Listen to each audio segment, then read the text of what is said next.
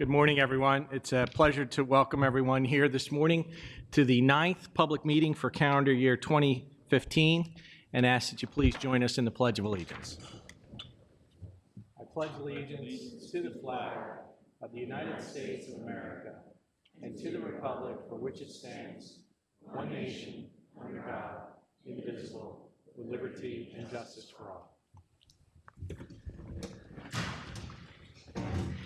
The first matter on this morning's agenda is the approval of the minutes from the April 9th meeting, and I'd like to recognize Commissioner Whitmer for her edits of the minutes here this morning. Commissioner Whitmer. Thank you, Mr. Chairman. I have reviewed the minutes of the April 9th, 2015 public meeting, and will confirm that consistent with Commission rules and procedures, they have neither been inflated or deflated, so there is no need to call Roger Goodell for a Flategate investigation, and move that the said minutes be approved as submitted. Second. Any discussion? Any objections? Hearing none, the minutes are approved as submitted, and it's certainly a pleasure this morning to welcome Cheryl Walker Davis to commence with public meeting agenda items. Cheryl, good morning. Good morning, Mr. Chairman. Good morning, Commissioners. Good morning. May it please this honorable commission, on behalf of your various offices and bureaus, we present for your consideration and disposition the following agenda items, commencing this morning with matters on behalf of the Bureau of Audits. It is recommended that the Commission adopt the Bureau's recommendation in the proceeding involving York Water Company's Focus Management and Operations Audit. So moved. Second. Any discussion? Any objections? Hearing none, the motion passes unanimously. On behalf of the Office of Competitive Market Oversight, on page 2, it is recommended that the Commission adopt the Bureau's recommendation in the proceeding involving UGI Utilities, Inc., Electric Division's petition to extend the temporary waiver of the 3 business day switch for switches from electric distribution companies to electric generation suppliers. So moved. Second. Any discussion? Any objections? Hearing none, the motion passes unanimously. On behalf of the Office of Special Assistance, it is recommended in omnibus fashion that the Commission adopt all items appearing on pages 3, 4, 5, 6, and 7 through and including the item pertaining to the Public Utility Commission's Bureau of Investigation and Enforcement versus Unitel Communications Group. So moved. Second. Any discussion? Any objections? Hearing none, the motion passes unanimously. Turning now to matters on behalf of the Bureau of Technical Utility Services, we recommend the adoption of the staff recommendation in the proceeding involving PECO Energy Company Gas Division's petition for approval of its modified gas long-range infrastructure improvement plan, noting your statement, Mr. Chairman, as well as the statement of Commissioner Cawley. So moved. Second. I'd like to recognize Commissioner Cawley for purposes of a statement here this morning. Commissioner Cawley. Thank you, Chairman. Before us is a petition for approval of a modified gas long-term infrastructure improvement plan by PECO Energy Company. Under the company's previous plan, which we approved in May of 2013, PECO planned to replace cast iron and bare steel mains at an average rate of 27 miles per year, and replaced bare steel service lines at a rate of 3,950 per year. In this modified plan, PECO has determined that its schedule for replacement of these mains and services should be accelerated from 27 miles to 51 miles of main per year, while maintaining a similar level of service line replacement at 3,850 per year. Further, PECO plans to replace all of its targeted at-risk pipe within 20 years, a marked acceleration from its previous 34-year plan. PECO also proposes to replace all of its oldest high-risk cast iron mains and all of its bare steel services in approximately 8 years, or by 2023, and replace all of the cast iron and bare steel mains in its system in approximately 20 years, by 2035.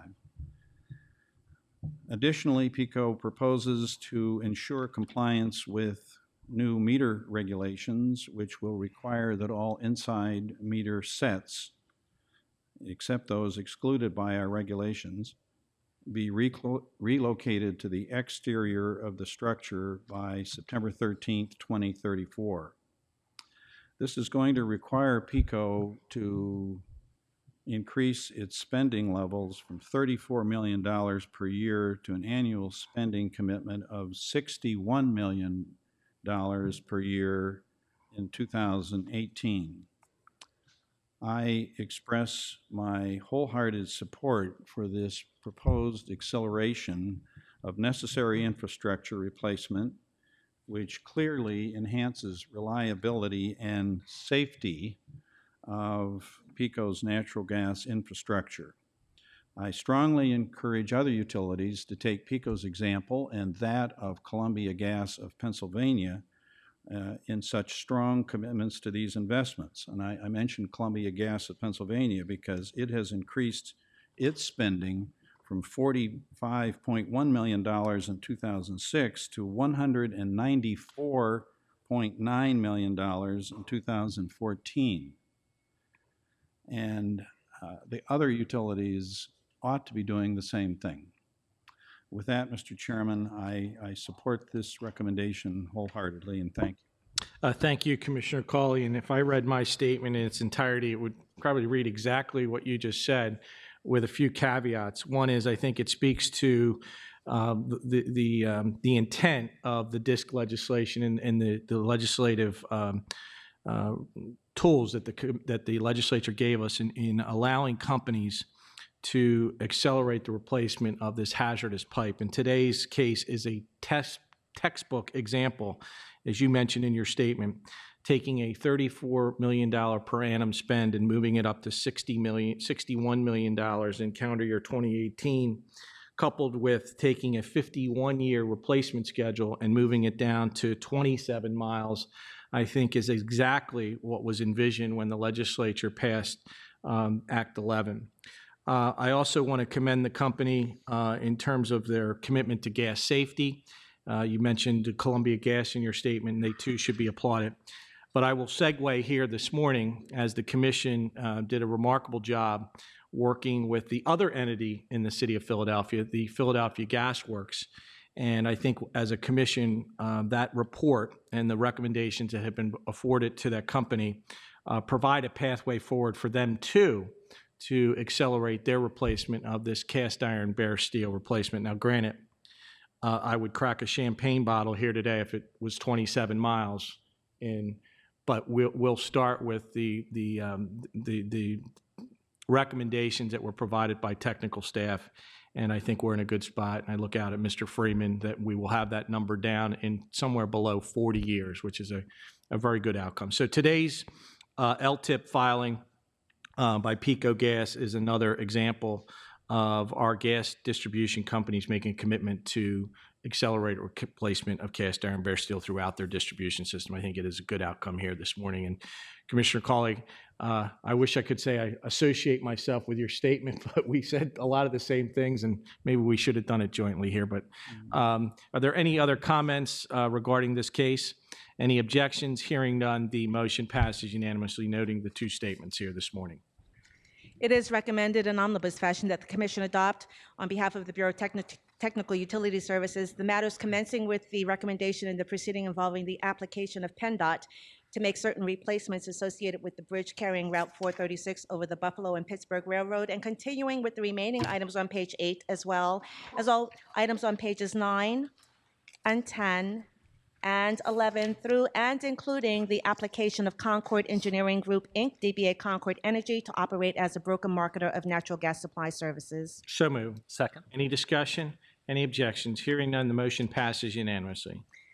On behalf of the Law Bureau, commencing on page 12, with regard to the first item pertaining to the rulemaking to simplify the small gas utility gas cost rate filings, there is the motion of Vice Chairman Coleman.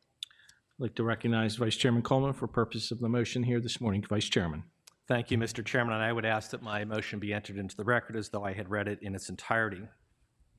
On May 9, 2013, the Commission initiated this rulemaking proceeding to simplify and streamline the gas cost filing of small gas utilities. The Commission has received and reviewed public comments and is now ready to adopt the final regulations. I am in general agreement with the staff recommendation with one exception: the interest rate that would apply to over and under collections of natural gas cost. The final rulemaking would require small gas utilities to use the same interest rate calculation methodology used by large gas utilities on over and under collection of natural gas cost. The Public Utility Code requires large gas utilities to refund over collections of natural gas cost with 8% interest and recoup under collections at 6% interest. I find Valley Energy Inc.'s comments on this point to be persuasive. Valley has recommended that the Commission adopt a symmetrical market-based interest rate standard. Valley proposes that the Commission use the prime rate for commercial borrowing, which is lower than the legal rate of interest. This rate has been set at 3.25% since 2008. I agree that we should use prime rate for commercial borrowing and symmetrical interest rates for over and under collection. Using this particular market-based approach will result in immediate benefits for consumers and utilities in the form of lower interest expenses. If there are significant fundamental changes in the market that affect interest rates, the methodology we'll adopt today can be revisited at that point. Separately, I note that the Commission has proposed adopting a symmetric market-based interest rate standard for its regulations regarding automatic adjustment clauses used in default service. In that rulemaking, we explained that the prime interest rate is market reflective, transparent, and publicly available. Therefore, I move that the final rulemaking be adopted as modified by this motion and that the Law Bureau prepare a final rulemaking order consistent with this motion. I second the motion. Any discussion? Any objections? Hearing none, the motion passes unanimously. And on behalf of the Law Bureau, it is recommended that the Commission adopt the Bureau's recommendation in the proceeding involving the Keystone Cap Service, Inc. petition for a waiver of the 6-month delay associated with the Commission's change to vehicle age limitations. So moved. Second. Any discussion? Any objections? Hearing none, the motion passes unanimously. Turning now to matters presented on behalf of the Office of Administrative Law Judge, it is recommended that the Commission adopt ALJ Watson's recommended decision in the proceeding involving the Pennsylvania American Water Company wastewater operations distribution system improvement charge with regard to their Franklin and Coppell wastewater systems. So moved. Second. Any discussion? Any objections? Hearing none, the motion passes unanimously. That concludes the presentation of regular agenda items. Turning now to the carry-in agenda. In the proceeding involving the 2 Core Communications, Inc. complaints against Verizon Pennsylvania LLC and Verizon North LLC with regard to intercarrier compensation, there is a joint motion of Commissioners Whitmer and Brown, as well as the joint statement that you have, Mr. Chairman, along with Vice Chairman Coleman. I'd like to recognize Commissioner Whitmer for purposes of the joint motion here this morning. Commissioner Whitmer. Thank you, Mr. Chairman. And I will be reading our joint motion in its entirety because we believe that it is a very factually laid out motion.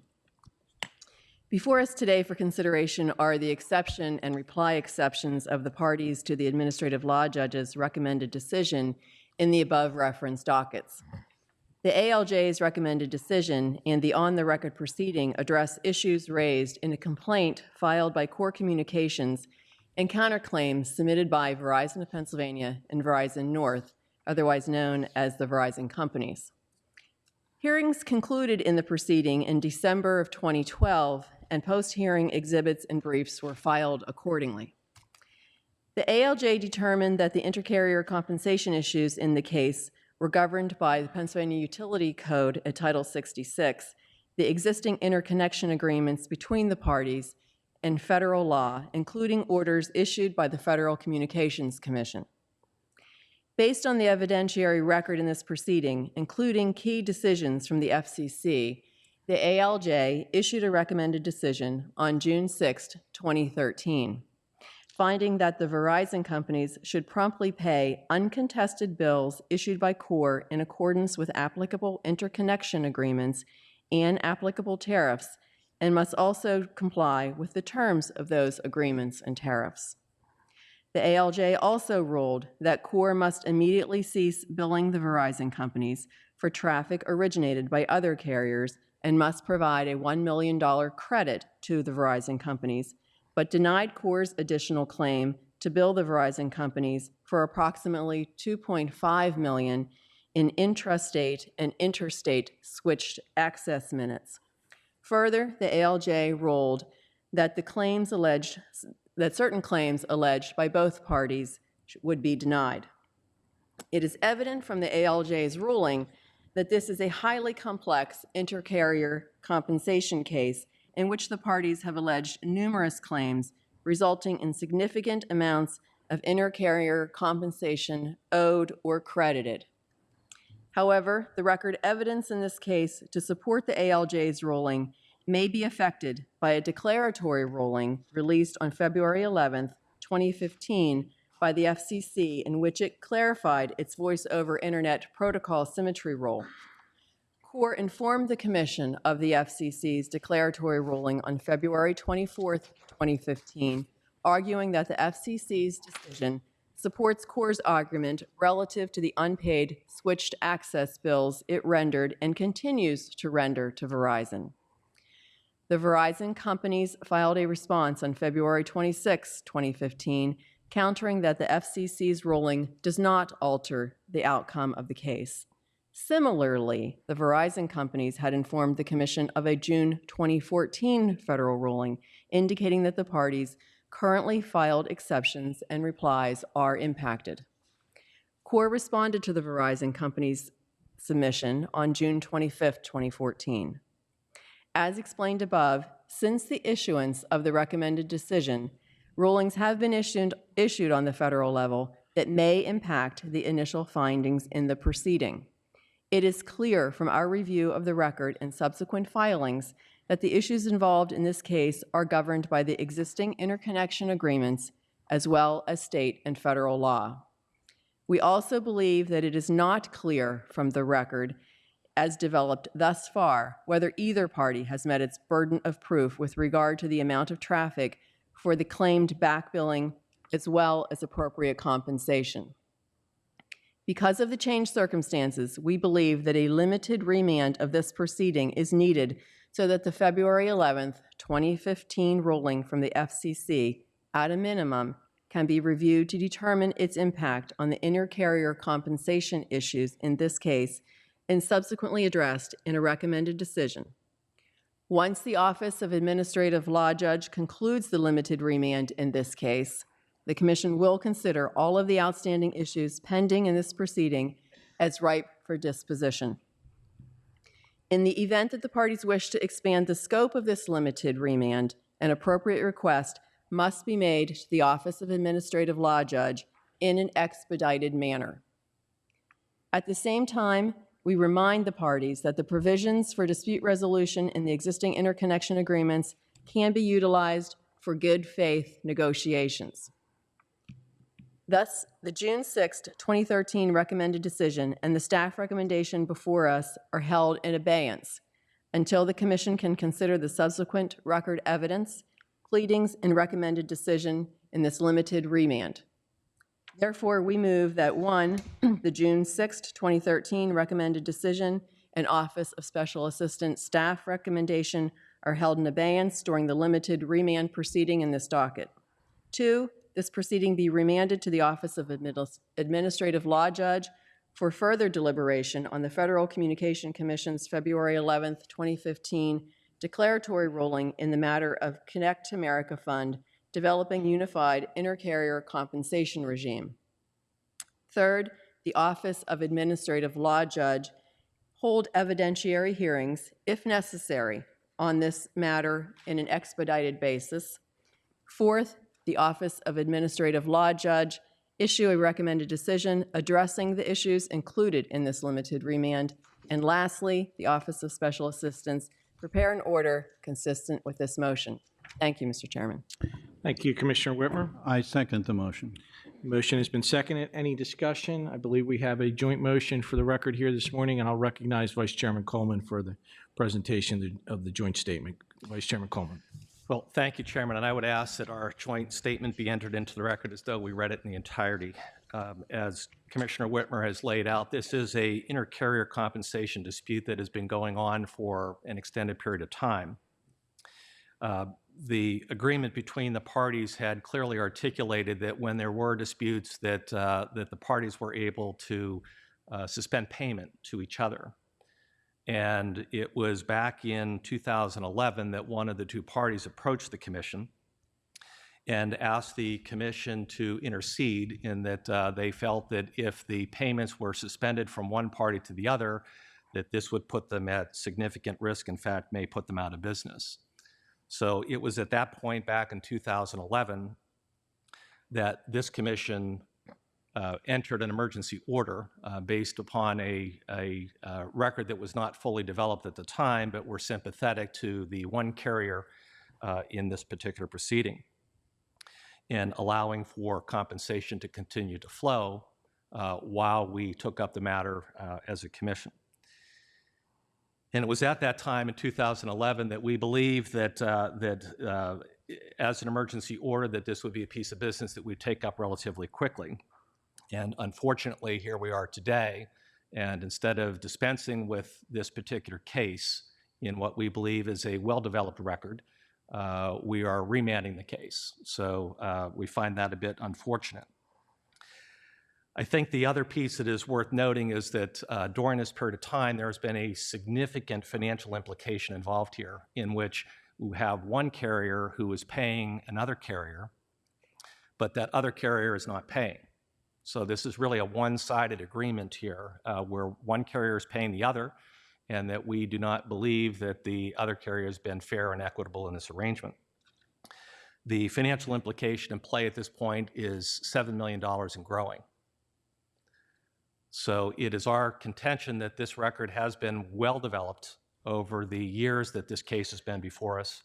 There really are not issues here that really need to be remanded to our ALJ, and that we were prepared this morning to dispense with this particular piece of business. So unfortunately, we're going to be dissenting on this motion. Thank you, Vice Chairman. Commissioner Cawley, I believe you have a brief statement. Yes, I do. Thank you, Chairman. I strongly support the joint motion of my colleagues, Commissioners Whitmer and Brown, and what I believe to be the sound rationale on which it is based. We cannot move forward, in my opinion, without knowing the full evidentiary implications of the February 2015 declaratory ruling of the FCC in the so-called VoIP symmetry rule on the multiple and interrelated pieces of this highly complex and contentious proceeding. Now, having said that, there's an old adage about litigation. It is like having a wolf by the tail. Probably in vain, I strongly encourage Core and Verizon to engage in good faith negotiations, just as the motion suggests in the last paragraph. Good faith negotiations to resolve their differences and thereby forgo the risks that are inherent in protracted litigation. If they don't settle their differences, the result could be unsatisfactory to both of them. So with that, Mr. Chairman, I support the motion. Thank you, Commissioner Cawley. Any further discussion regarding this case? We'll note the objections of myself and the Vice Chairman, and the motion passes 3-2. Mr. Chairman and Commissioners, that does conclude the presentation of public meeting agenda items. Before we gavel out here this morning, we have three important announcements to make. One is today we celebrate our Employee Recognition Day, which will commence at 1:30 here in Hearing Room 1. And I understand it will be an Oscar performing, Jan's nodding his head. Short of the costumes, it will be very Hollywood-like here in Hearing Room 1 in a few hours. The next reminder is on Tuesday, May 19th, will be our next public meeting, and we will have a short Memorial Day observance as part of our public meeting. Our guest speaker will be Robert Jackson, founder of Project Valor, a Harrisburg-based organization that helps homeless veterans. And I know Fred and the crew in communications are always working hard in bringing us a really world-class Memorial Day celebration. So we look forward to that. Now, probably the most important announcement, ladies and gentlemen, here today is a letter I received this morning from Governor Wolf recognizing the transition, finally, the transition. I was asking myself, like, wow, this is going on like into perpetuity here. It's May. And I think the governor wisely has chosen a great leader for this organization, and that's Gladys Brown. So I want to first congratulate Gladys.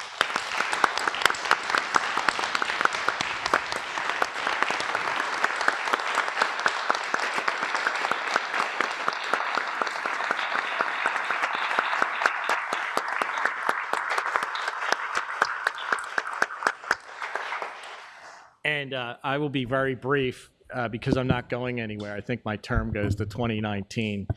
But let me just take this opportunity to thank all of our bureau directors, the folk who run public meeting, everybody who has had a part in my chairmanship. And I think as I look back from polar vortexes to Uber, Lyft, to retail market investigations, Gladys, all I can tell you is what you know now, you might not know down the road, but you're prepared. And the reason I think I was blessed is, yeah, I might agree at times with my colleagues, but we do have a very collegial group here. And this commission, you've taken me in and you've given me a little bit of schooling, and this has been a great experience for me. And I'll look back on it and say thank you. But just again, I want to footnote, my term runs to 2019. And everybody's laughing, like, but today is really, I am to celebrate the transition to a new chairman, someone we've all worked with, and she comes in with just such a great demeanor and just great relationships, and just an extremely pleasant person to work with. And Gladys, I'm going to end the public meeting by asking you to gavel us out, not gavel me out, but gavel us out here this morning. And Gladys, yes, please do.